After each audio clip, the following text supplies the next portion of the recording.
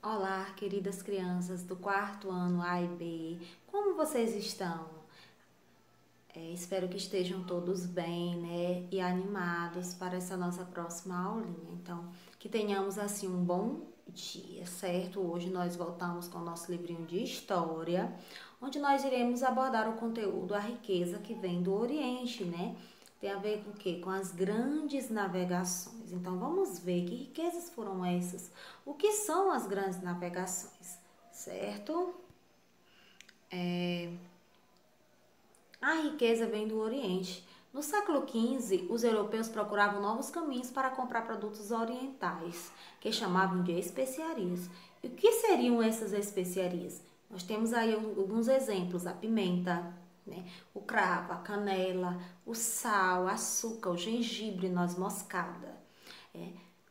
Isso aí são exemplos de especiarias. Além disso, buscavam também o domínio do comércio de seda, porcelana, tapetes, pedras preciosas, ouro e prata.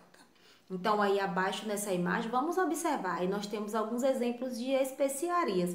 As especiarias, elas estão aí moídas, né? Estão também em grãos. Vocês podem observar pimenta do reino, né? O alho, o colorau, né? O corante, né? Nós temos aí o cravim, alguns exemplos aí de especiarias, né?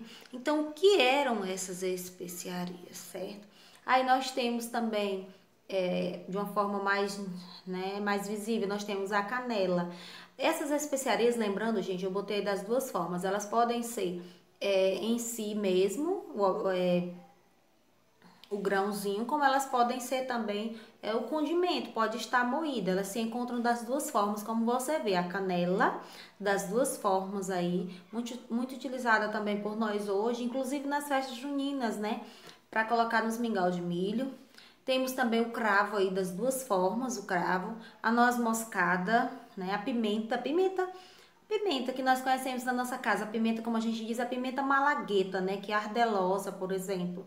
O gengibre, que é muito, também hoje nós conhecemos, é muito utilizado quando a gente está com problemas na garganta, quando a gente está gripado, por exemplo. O açafrão também, que é colocado também na nossa alimentação. Então, isso aí são exemplos de especiarias, vários exemplos que a tia colocou para que nós pudéssemos estar, né, olhando, observando direitinho quais são esses exemplos de especiarias. Então, o que são essas especiarias mesmo? Especiarias são produtos de pequeno volume, como você pode ter visto aí, são pequenos, pequenas quantidades, mas um alto valor no mercado europeu, gente. Eram os produtos mais caros da época, eram até encontrados em boticas, então era muito caro.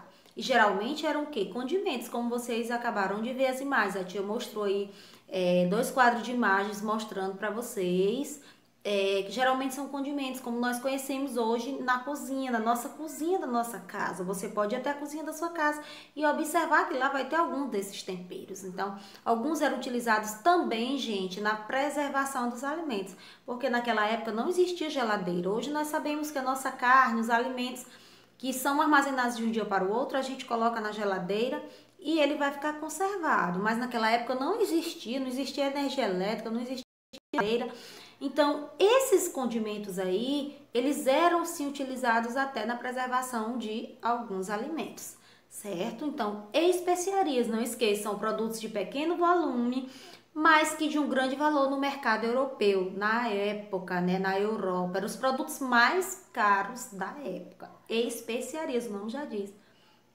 Especiarias. Então, essas especiarias eram encontradas no Oriente, né? Especialmente nas Índias, eram muito apreciados pelos países europeus, né, na época, que percorriam o mar Mediterrâneo até as cidades italianas, as duas cidades principais que estavam se destacando, né, Gênova e Veneza. E faziam comércio direto com essas especiarias pelo mar, porque você sabe que naquela época também o mundo ainda era desconhecido, então eles iam de um lugar para o outro pelas águas, navegando no mar. Então, turcos muçulmanos, aliados aos italianos, se aliaram, né, às cidades da Europa, aos italianos, e eles disputavam nessa época o controle do comércio com o Extremo Oriente. Então, assim, em 1453, os turcos completaram o domínio do Mar Mediterrâneo, conseguiram realmente quando conquistaram Constantinopla, né, o localzinho lá. E quando eles conquistaram esse local, chamado Constantinopla, eles impediram, né, por controlar o comércio de especiarias dos europeus.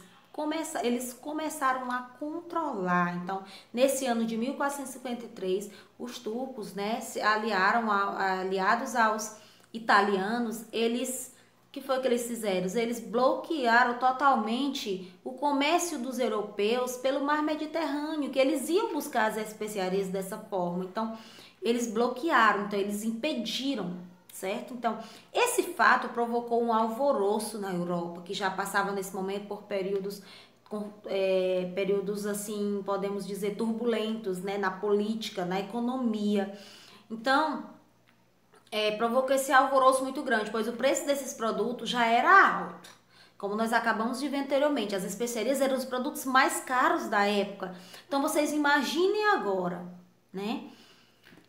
Ficou mais alto, né? Ficou mais caro ainda, devido, claro, à escassez. Então, isso é a lei da oferta e da procura, que é o que nós vivemos hoje, trazendo hoje para a nossa realidade. Nós temos essa realidade, a lei da oferta e da procura. O que quer dizer isso? Quer dizer que se tivéssemos uma pequena quantidade de um produto disponível, por exemplo, álcool em gel, um exemplo concreto que nós estamos vivenciando, né? Por exemplo, álcool em gel. Se a gente tiver uma pequena quantidade desse álcool em gel, muito, né? Uma pequena quantidade, enquanto a procura está aumentando a todo instante, é muito grande. Então, a tendência desse produto seria aumentar de preço.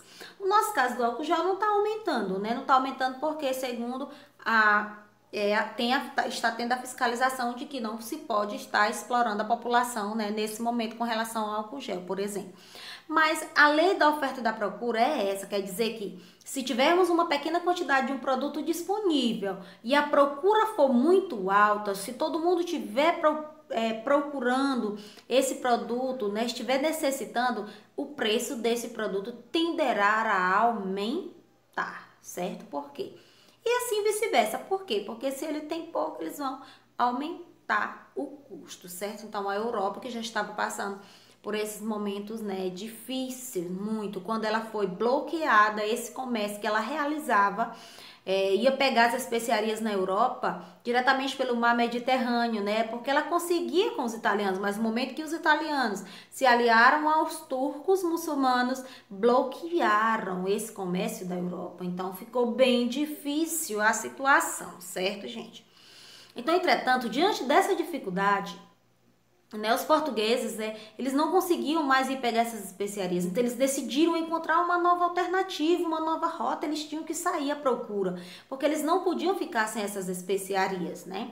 Então, eles começaram, né, a se lançar ao mar e aí contornando a África. Você pode observar aí esse mapazinho, né? Nós temos aí no início, né, abaixo da letra A, nós temos aí as Américas. Observem direitinho. Nós temos a América do Norte, América Central e América do Sul, que é a qual nós moramos. Nós fazemos parte da América do Sul. Aí do outro lado nós temos aí, ó, gente, a África, né, a Europa, desculpa, bem em cima. Embaixo, a Ásia e a África, certo? Que são os continentes. E a Oceania, que é o mar, essa partezinha mais clara, certo? África, Ásia... África, ó, nós temos aí África, Ásia, né, Oceania, certo? Prestar atenção, América. Então, nós temos aí esses caminhos.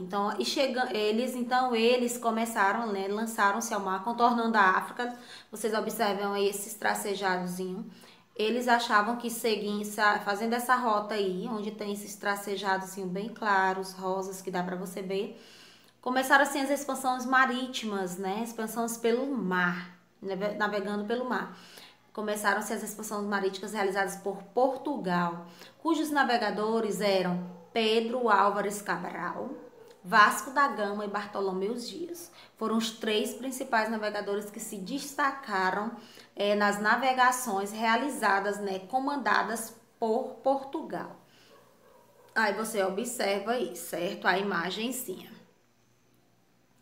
Quais foram os fatores que facilitaram essa expansão? Que fez com que Portugal conseguisse, né, sair pelas águas, né, pelo mar, à procura, né, de chegar às Índias, né?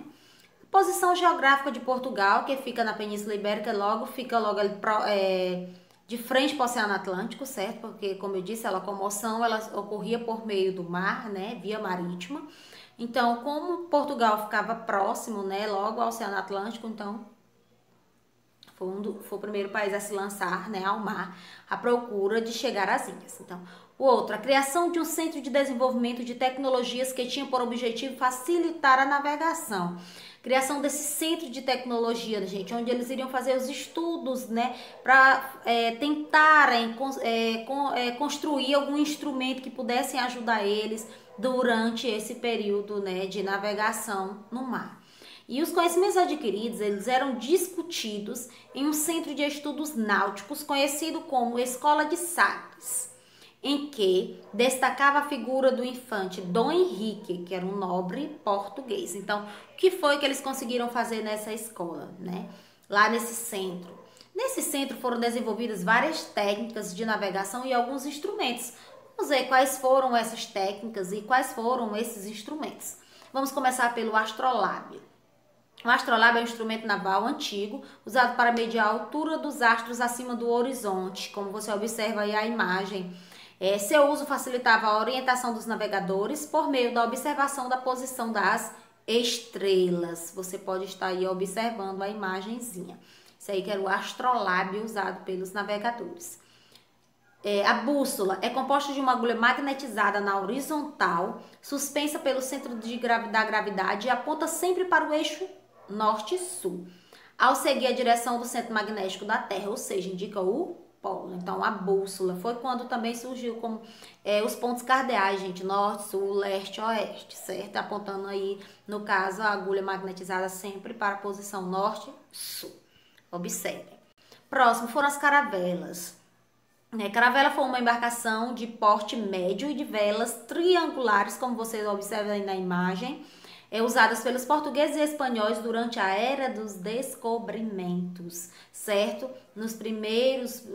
Os 2 países, gente, que primeiro se lançaram ao mar à procura, né, de descobrirem novos caminhos para chegar às Índias foram Portugal e Espanha. Então, eles usaram aí essas embarcações chamadas de caravelas, certo? Aí nós temos a nau também. Nau é um barco de grande porte destinado aos longos percursos, certo? Foram destinados, né, nessas grandes navegações. A nau, um barco muito grande, como você pode estar observando aí a imagem. Aí mais abaixo nós temos a cartografia. O que é uma cartografia? Né? É a ciência que trata da concepção, produção, difusão, utilização e do estado dos mapas, certo? Por meio dos mapas, os homens tentavam compreender as dimensões da Terra, porque tudo naquela época era muito ainda desconhecido, então tudo para eles era novo. Tudo que eles fossem conseguindo descobrir, né, era muito importante. Então, os mapas. 2 caminhos e um destino às Índias. Os portugueses decidiram iniciar a busca por uma nova rota comercial, contornando a África. Você pode estar observando aí o mapa. Como eu disse anteriormente, nós temos a América no início aí, América do Norte, América Central, América do Sul. Aí logo nós temos a Europa, África, Ásia, né? Onde nós temos também, né, a Oceania. Eles achavam que saindo aí da Europa, vocês podem observar essa imagem que ela ficou um pouco mais nítida, esse traço aí, né, na cor rosa, né, que tá. Nós temos aí eles saindo da Europa, de Lisboa, capital de Portugal, contornando a África, fazendo pelo mar, certo, gente? E indo lá até as Índias. Você pode observar aí, ó, abaixo, aí na Ásia, certo? Depois, os europeus acreditavam que a Terra não era redonda, mas plana, certo? Para vocês verem como tudo ainda era desconhecido e que existia um abismo. Essa ideia existia porque os europeus pensavam que a Terra tinha um fim e que existia um mar de perigos chamado Mar Tenebroso, que estava repleto de monstros e água fervente.